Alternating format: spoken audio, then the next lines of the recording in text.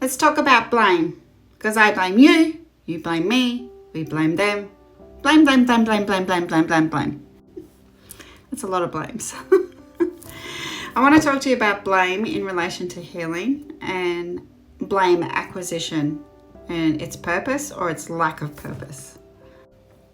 Often the way our brain is trained and our environmental forces have trained us to look at a problem, look at a conflict and consider blame. Blame somehow helps us to rationalize, helps us to justify and helps us to self-protect. And there are cases where there is fault, but there's often fault on both sides. Either way, as you're going along a healing journey and you're trying to move forward and you're trying to improve your life, you're trying to ascend, what role does blame have? Does blame actually have a role on the healing journey? That's the question. The answer to the question is no. Blaming past people, places, or things, even blaming yourself, all that does is keep you in a negative energy in the past. And all it does is try to relive, re-record, replay. And all it does is try to consider the negatives of a situation and doesn't look at the big picture. It doesn't actually look at where you want to go. It doesn't actually look at what did you learn. It doesn't actually look at how can I make my life happier going forward after this conflict, event, or trauma. So when you're blaming yourself and when you're blaming someone, and keep in mind it can even be subconscious, it's important to take that moment to stop and get your journal book out and write down what you've learned about yourself. Where do you want to go in spite of that situation?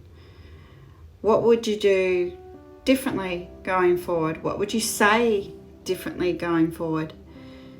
Because even out of the darkest of darkest situations, we have an opportunity to learn more about ourselves, and we have an opportunity to redefine, transform, and come into more of a phoenix rising energy.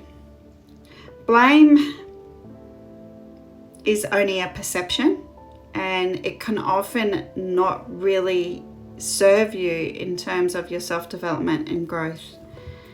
Because how people see a situation and who is at fault depends on who you ask. For situations where there is a lot of trauma or domestic violence or something very criminal and significant, that is what our criminal system is for. And that is something that's be utilised for justice, which is not what I'm talking about today. Just thought I'd put that in. I'm talking about where perhaps you've had a series of broken relationships, mother wounds, father wounds, family situations, broken friendships, challenges in your career or your workplace, and looking at blaming other people. It's important to recognize your role. It's important to recognize what you've learned.